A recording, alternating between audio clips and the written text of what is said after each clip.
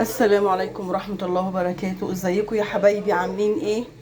وحشتوني جدا جدا. انتوا عارفين ان انا طبعا عندي الحج وعاشوره جت عليا وانا هناك. كل سنة وانتوا طيبين، تعود علينا وعلى جميع المسلمين بخير يا رب ان شاء الله. انا كنت هعمل عاشوره ما كنتش اصورها والله، بس انا قلت ايه، لازم انا اوريها لاولادي ولاخواتي يتفرجوا عليها. انا نقيت القمح وغسلته، نقعته حوالي يجي ساعة. المفروض يتنقع اكتر من كده بس عشان كنا مستعجلين. غسلته ونقعته ساعة واديني حطيته اهو بيتسلق. وبعدين جبت له كنافة. الكنافة اهي في الفرن،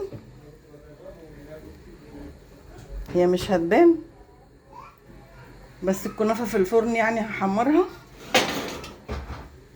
اهي.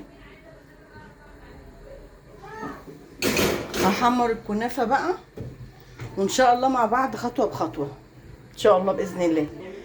جايبه لها لبن اهو بلدي، نشا، ده باكو كريم شانتيه اهو، وهنحط عليها لبن بودره ان شاء الله مع بعض خطوه بخطوه كده، وهنعملها مع بعض ان شاء الله. حبايبي الكنافه اهي احمرت اهي.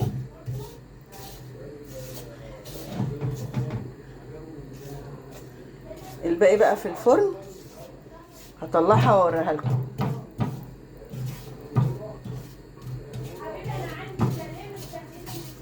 اهي.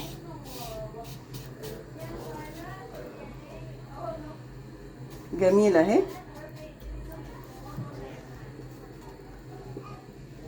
ان شاء الله الصينيه التانية اما تتحمر هطلعها ونشوف الكنافه مع بعضينا. دي البليله اهي يا حبايبي اهي. خلاص اهي ابتدت تخلص، ابتدت تستوي. اما تستوي خالص ان شاء الله هوريها لكم. بصوا حبايبي، ده نشا وده لبن بودره، ودي بفانيليا. هنقلبهم كده على بعض. وفي كمان كيس كريم شانتيه، هفتحه وادلقه واوريه لكم. فتحته حبايبي اهو الكومبو بقى اهو.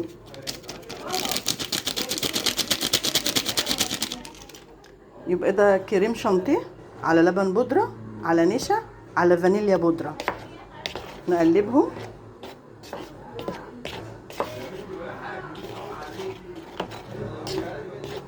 هنحط بقى حبايبي اللبن البلدي عليهم ونقوم حاطينهم في الحل. هوريكم ان شاء الله. اهو يا حبايبي حطيت اللبن،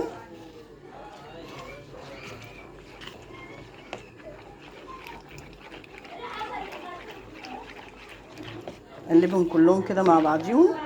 اللبن ساقع،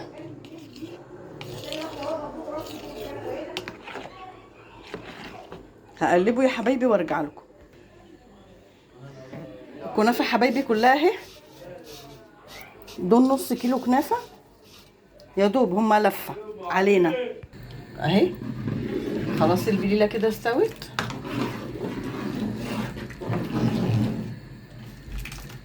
ودي الخلطه اللي عملناها سوا. هوريكم بقى وانا بغرف ان شاء الله. دي الكريم شانتيه واللبن البودره والنشا واللبن البلدي، كله هيتكب في الحله دي هنا ان شاء الله باذن الله.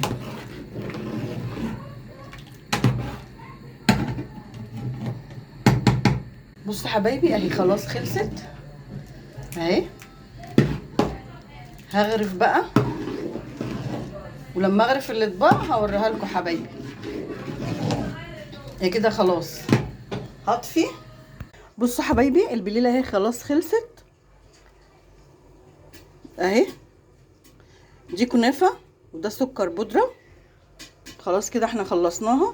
لو عجبتكم البليله دي ما تنسونيش في اللايك والاشتراك. السلام عليكم.